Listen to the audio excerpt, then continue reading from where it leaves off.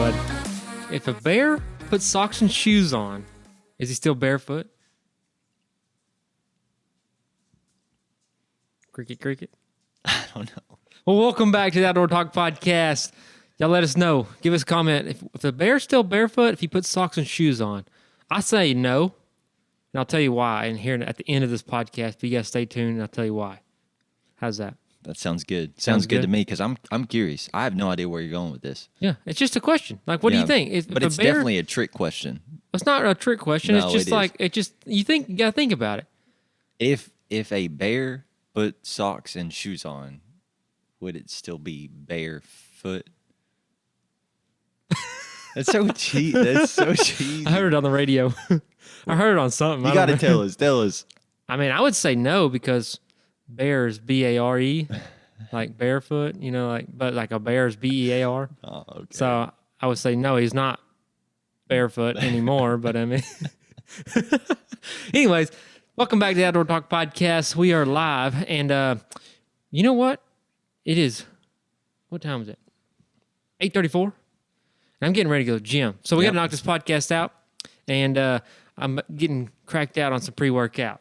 I can rhyme anytime. I just feel like I just busted something out, man. That was crazy. I couldn't do it again, though.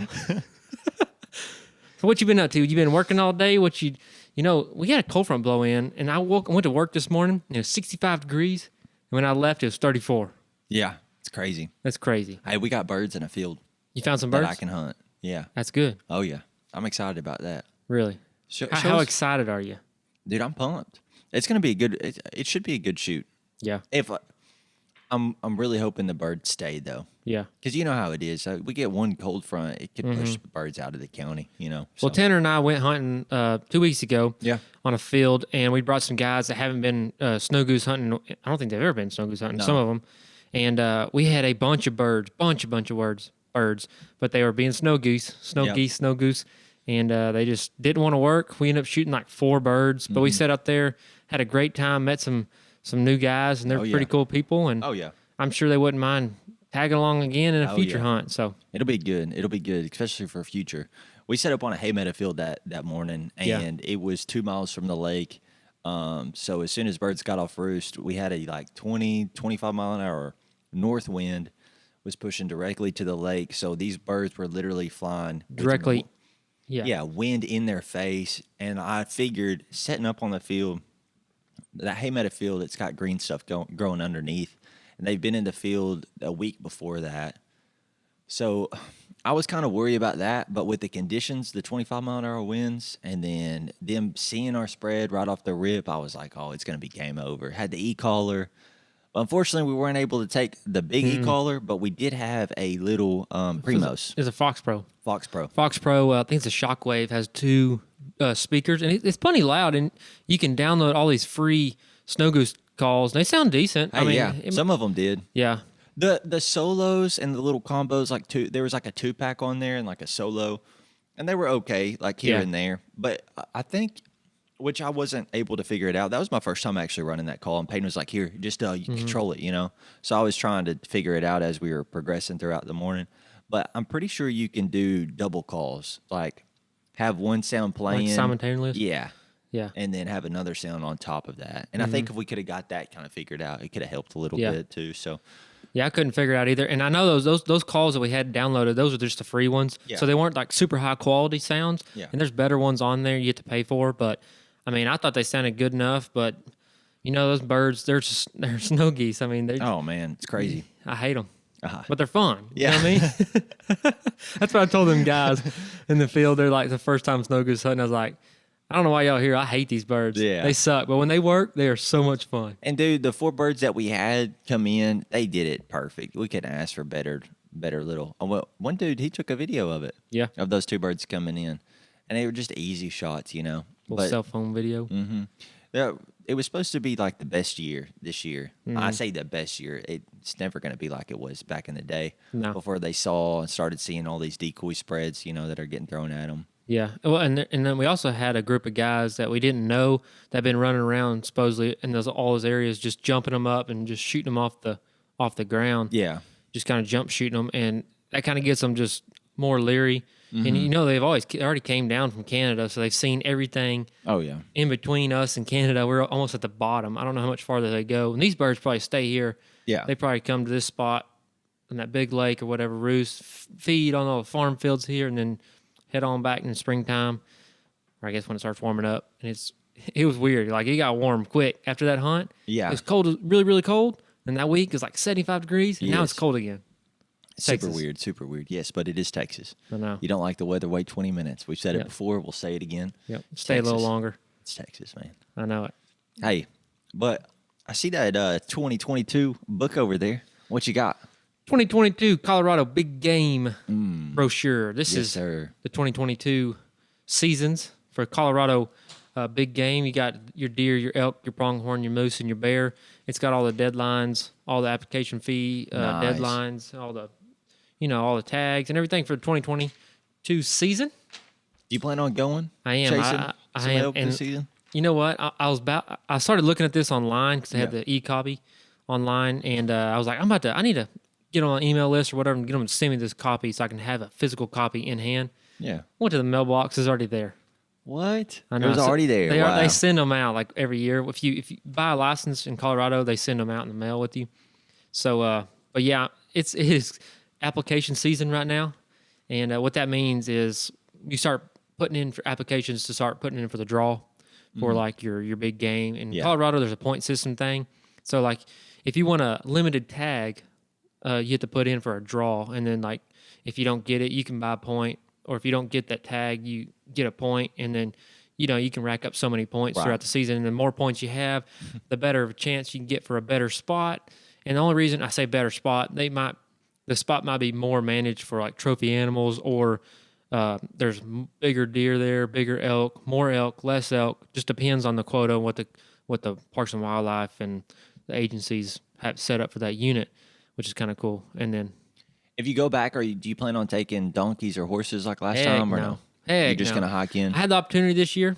I have the opportunity this year to go with a group of guys that are taking mules and stuff. But that last hunt, it was a hunt. It was a hunt and a half, and it was something I do not want to experience again.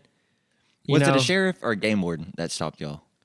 Well, and that was just part of it. And, I mean, we were perfectly legal. Yeah. I'm just asking. Yeah. I was curious to see like what. No, a game warden. Okay, we were walking our mules back after a long day. The first day we get there, and these mules, they weren't really acclimated, but we were riding them. They're good for here, but not in the mountains. It's totally different.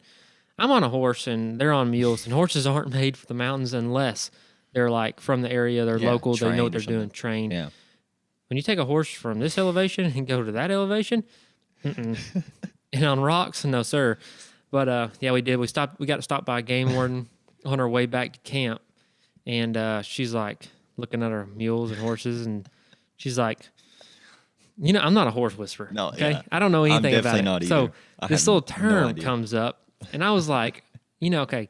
So she says, these horses and mules look lame, and I was like, laughed like I thought it was like lame, like kind of stupid, like kind of But lame means like they're worn out in horse terms.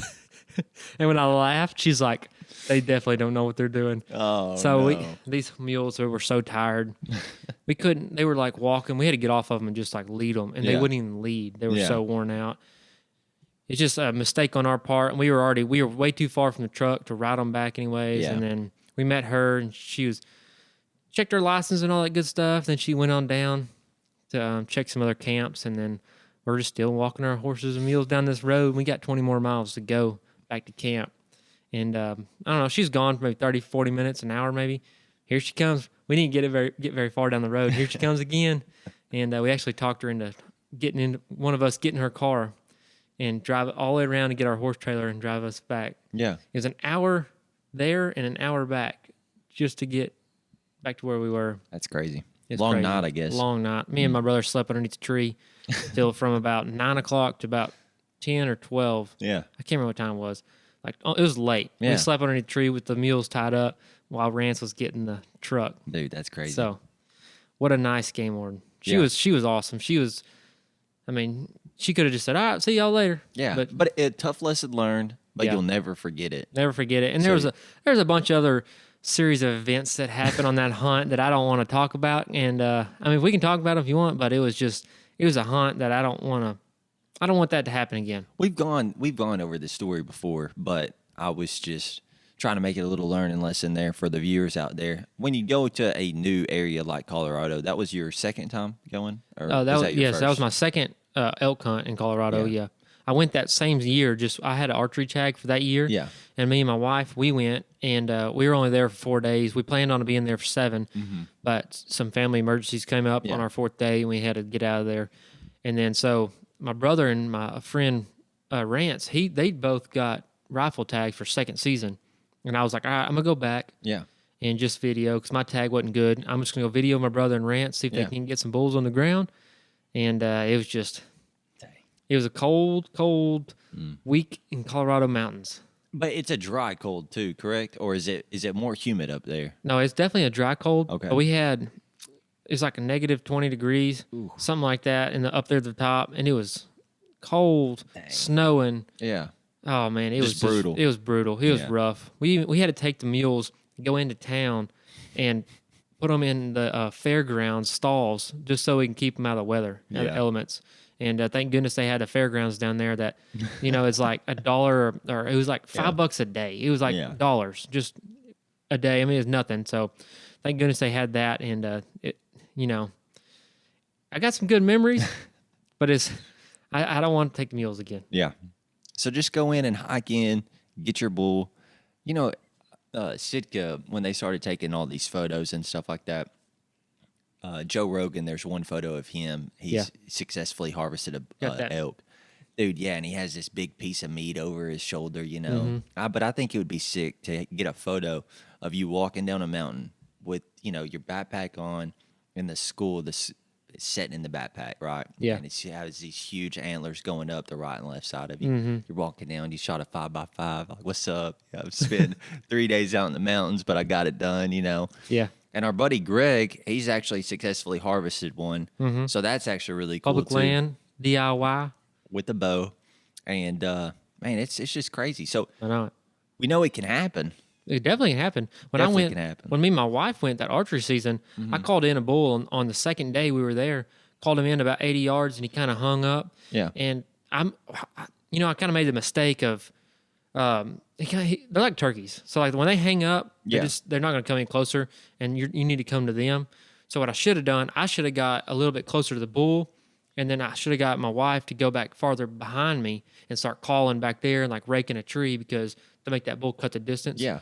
What happened was I cow called, and this bull comes instantly, starts running in and stops about 80 yards. And I can just see his horns, and he just starts tearing up a tree. Dang. And we didn't challenge him enough. And he just lost interest, and he knew something might have been up, and he just got out of there. Never saw him again. Was he big? He was big. He was big? He was a big bull. Like 5x5 at least? I couldn't tell what he was like perfectly. I just see horns and see him just raking. Oh, man. But he was a big elk. Was your heart pumping? Oh, my gosh. I could not see through my rangefinder. I promise you. I was sitting there up a tree. I was ranging, trying to get ranging a bunch of different stumps and trees or whatever. And I was just like, I couldn't see through it. I don't know how I would have pulled the shot off because I would have been like all kinds of crazy. And I don't get buck fever that bad. Yeah. It's always after the shot. But that elk, that's like the best drug. Safest drug there ever is. Safest drug there ever is. Elk Adrenaline, boys. Colorado. Now, do you ever plan on venturing out and going to different states like New Mexico and things like that? Or are you just going to stick with Colorado and then, invest in all your point system all your points into the Colorado system? No, I actually plan on, I've been in Idaho bear hunting several times. And then we went back to Idaho. I think it was 2019. It we went back to Idaho elk hunting. And that was another story. It was a fun trip, but we just could not get into the elk. We seen some fresh sign, but we just couldn't stay into them. Yeah. And, but we've hunted there. I've hunted Colorado, but I do plan on putting in for Colorado every year, either putting in for the draw or buying a point. And then I'm going to, this year I plan on putting in for New Mexico. New Mexico, their system isn't points. It's just like a lottery. It's a random draw. Okay. So if you put it in for New Mexico, it's just a random draw and anybody can draw it. Is it harder to get drawn in New Mexico since it's more residentials that actually get the tags? Yeah. See, only 6% of non-residents get tags. Wow. So out of the pool of tags, only 6% are Dang. non-residents. That's Yeah, crazy. it's crazy. So slim pickings out there. Yeah, and then I also plan on putting in for Utah for mule deer. Utah is crazy. Mm-hmm. Like, I got a snowboard there, but just being on the mountains are like wild. The Really? scenery up there is just incredible. I can only imagine what it's like Mm-hmm. being actually in the mountains, regardless if there's snow, but having the trees and stuff. Yeah. Chasing big game like that. Mm-hmm. Because I've seen a lot of sick, though, when Lubbock was real big, they had those little 1 minute, and there was 100 kills in a minute or whatever with Lubbock's, flying. There's always these guys out bottom, and like West Texas, it's like the bottom of a playa. You'll see, like my old boss, he'd sit there in glass and like a CRP field and just look for antlers because they'll just get out there and they'll bed down and all you see is just the antlers, right? Yeah. And they'll get behind those little decoys on their bow, that's strapped on. And they walk out there and freaking shoot a huge one. Mule deer? That'd be sick, yeah. It'd be West sick Texas to got some big mule deer. stalk a muley with a bow and be successful doing it. That'd be awesome. Yeah, I'm definitely planning on putting in. I'm gonna buy a mule deer point this year. I'm not gonna put in for the draw. I'm just gonna try to get a point. Yeah. And then I'm gonna put in for Utah. So how much did the points cost? So for like Colorado, you have to buy a qualifying license, which is like a small game license or like a turkey tag or something, or turkey license. Anything that's a qualifying license to their specs. So that's like normally like $60-$80. And then the fee for the application or point is about $15-$20. So you're looking at about close to $100 to get a point. Okay. But it's better probably to go ahead and put in for a drawing. Yeah. So like you might have a chance of drawing that tag, but if you can't go that year, then just buy a point. So like, but if you can go that year in Colorado, put in for the draw. So maybe you have a chance of winning that tag. And then if you can't, you can go buy an over-the-counter tag and then just show up and hunt. I got you. Well, my uncle, he told me a long time ago, like I was probably 16, 17, and he said when you turn 18, he said you need to start trying to get drawn for Colorado. Yeah. Well, you can start build even a point younger than system, that, I believe. Essentially, yeah. But he just always kind of engraved that because he's actually gone over there several times with a rifle, and unfortunately, he's been unsuccessful. But he was just like kind of trying to impound it in my head at a young age. Hey, make sure you get your points, like establish your point system, basically. Get points every year, and then eventually you'll get lucky enough to get drawn to go into a good unit. Yeah. And successfully harvest a well, in the past, it wasn't like like you had to buy a hunting license to go buy a point. You used to just get the application stuff. But now, since they, like, how the government works, you got to make more money. So they're going to make you buy something else. And then now, since they're this price, everybody, all the other states are pretty competitive with the prices. You have to buy a hunting license before you can go in and buy the point now. Man. So it's, but now if you would have started probably way back when your uncle told you to, you probably could have 6-7 points. But here's the thing: it's a lot of people's dream to go to up the mountains, harvest big game like that, regardless if it's bear or elk or muleys, whatever it is. Dude, your last experience freezing on a mountain for a couple hours, and it's the elements, and you got to be determined. And if you don't have that determination to try to successfully harvest a big game animal like that, because people don't realize what it takes to actually go into a mountain for 5 days. He's packing in tents. He's packing in inflatable beds to like bringing in his own. You bring in your own water, right? Well, I bring like essentially. Yeah. I bring like a little water bladder in my backpack, and then I bring a little filter. So if I find a little stream, I scoop up some water and filter it back into my little water bladder.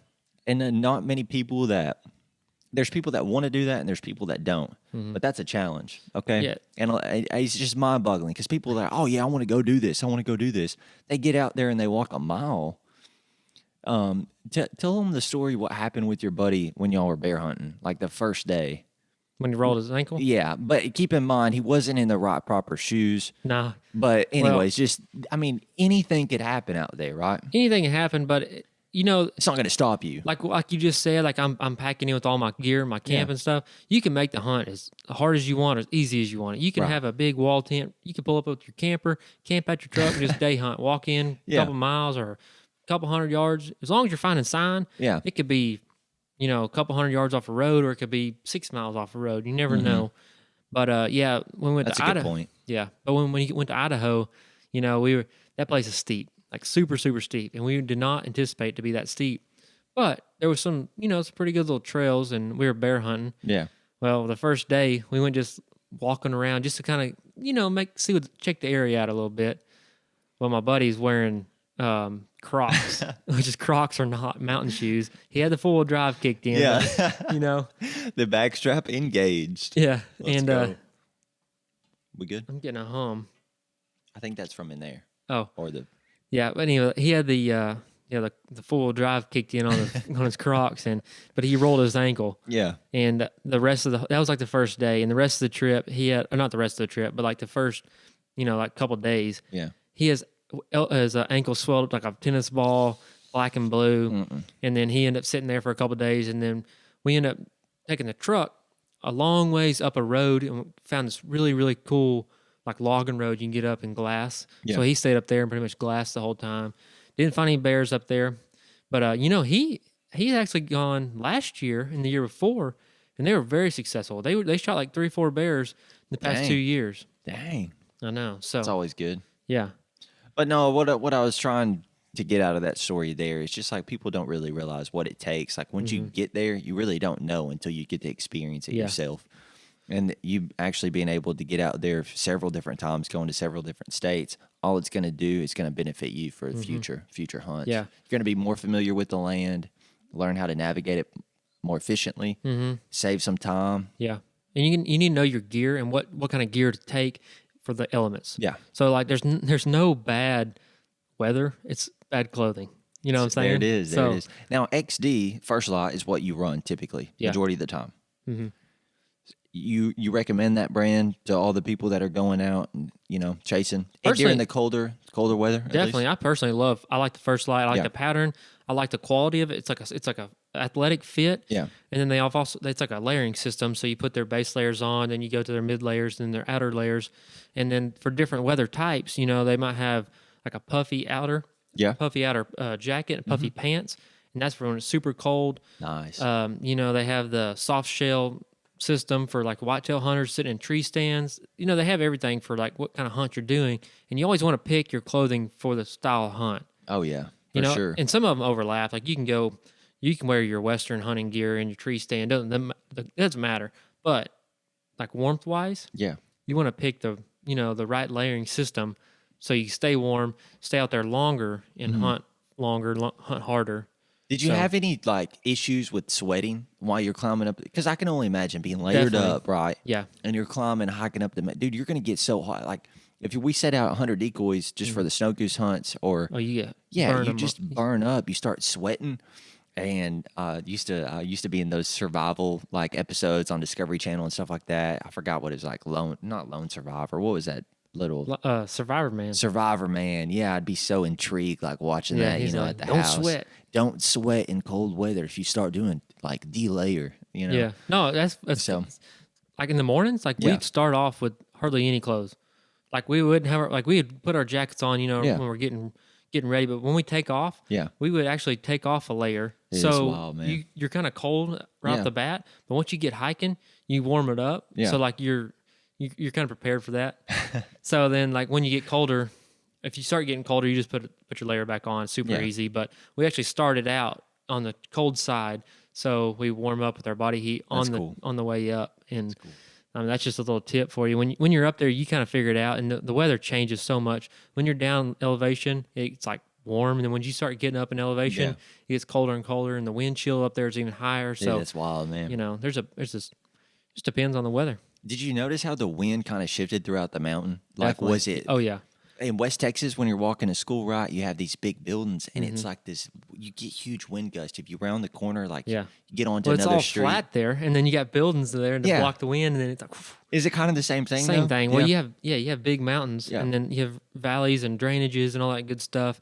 So like the wind's always swirling, but then you also have thermals, and the thermal pool is like when the sun's coming up, This is what's down. Cool right here. And you need to know this when you're elk hunting because cool. In the morning times, when the sun's coming up, heat rises, so the sun's pulling the heat up the hills. Yeah. But in the evening time, sun's going down, cold air is heavier, so it goes down the mountain, so your thermals are being pulled down. So like you got to play that, and the elk know what thermals are. Hey, that's crazy. They know how to work them. So to their advantage, at least. To their advantage. Yeah. So what you kind of want to do is in the morning times, you want to get up real high. So your thermals are being pulled up. So you're above the elk, and then swap. So like in the afternoon, you go up the mountain. Yeah, you kind of you go up the mountain, or you can kind of stay like the same level as the elk and stuff. But that's just really cool though. Yeah. Were you successful at least glassing though? Like, were you able? I know the time that when you and your wife went, you did find one, but you found it glassing, I guess. No, I found it. I found some sign. Yeah. We walked up. It took us 4 hours to hike this. Dude, that's It nuts, was man. 4 miles. It took us 4 hours, so a mile an hour. See, this is what I'm talking about though. Right here. Hold on, real quick.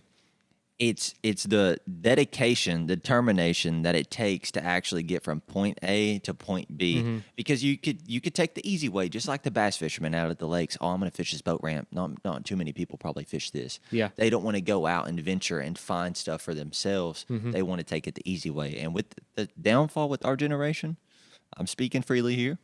It's like, man, we just want it handed to us, right? Yeah. We don't want to have to work for it. We want to go out there and be successful and get a 5x5. Yeah, but to be successful in the woods and with all the competition of different ball game, to be successful out on public land, you gotta take the extra step. Yeah. You gotta get away from the crowd, find the elk because they're being pushed around by people.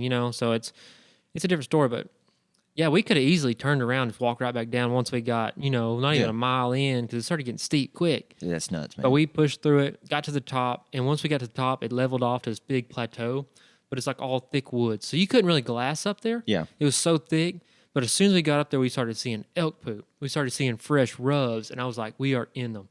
We are in them. And the farther we pushed into the woods, the more and more sign we started seeing. Dude, that's crazy. So I was like, all right, I'm going to cow call right here. Yeah. And in Colorado, you can hear this, you can see this more and more on like forums and stuff. And I don't really know for experience because I've only gone twice. But what I've heard is they're not bugling. The elk aren't bugling as much because there's so many people doing it. Yeah. But they might answer better to a cow call, and not like a bugle or whatever. But so I just cow called, and that sucker just comes running in instantly, and I was like, right here. I got it on video and stuff, and you couldn't really see the elk on video, but you could see like my reaction and stuff. Which is nuts. It was nuts. Yeah. But we heard one bugle on that whole trip. Really? So that theory of they're not bugling that much, it made sense on a pressured unit. Well, it's something that we've struggled with, different species. I mean, it's turkeys, Turkeys. But you said they're kind of similar to their own extent, definitely. What I'm saying? So I'd see turkeys and elk, the way you hunt them, is really, really similarities. Or there's a lot of similarities to it. It's crazy. Turkeys are difficult to chase too. Yeah. I mean, I've gone twice now. We've hunted 3 days and I've been unsuccessful. Now I popped a shot at a bird last year, which I'm still proud of. I just got confirmation from the guy that we're going back. I saw that. We're going back some this knuckles year. right there. Hey, I'm excited about that. Yep. Turkey season's right around the corner. But hey, we gotta get rid of these snowbirds first. I know. I wasn't trying to. We got to get rid of them. We got to get them out of here. Get them suckers off our lawns. Mm-hmm. Mow them down. Mow some lawns. Yes, sir. Mowing your lawn is somebody going through the farmer or through the farmer or landowner. And what it is, it's like if we had a spot for, like, let's say Saturday, and we go set up on it, but someone's already out there, we just got our lawn mowed. That's what that reference is there. But when we just smoked snow geese, we mowed their lawn. Yeah, we mowed their lawn. Yeah, It's we like, smoked them down. But no, I'm excited, man. Lots of things planned. Lots of things coming Hopefully up. the weather holds out for us. We're supposed to get some snow or something, or some sleet. I don't know. Every time the cold fronts pass, I always think, oh, it's about to be like solid springtime, like 70, 60 degrees, high winds, not a whole lot of rain. But here, every other week, we're getting rain and like a weird cold front, so. Yeah, listen to this. So the other day was Groundhog Day. And that little sucker come out. I'm just kidding. He didn't come out. He was already dead. He was dead? They went to get him. He was dead. No. On Groundhog Day. No, on national television? I don't know. I've read it on something. That's like live every year. Yeah, they went to go dig him out, and he was dead or something. Dude, that's wild, man. That means we're going to have like winter for the rest of the year. Can you imagine? I'm about to look that up because I'm not 100% sure, but I read it on something. What is it? Groundhog? How is it? How is it titled? Groundhog, dead. Won't be selling. Won't be selling. whatever his name is, won't be celebrating Groundhog Day after killing. Anyways, I won't read that one. No, I'm just kidding. What?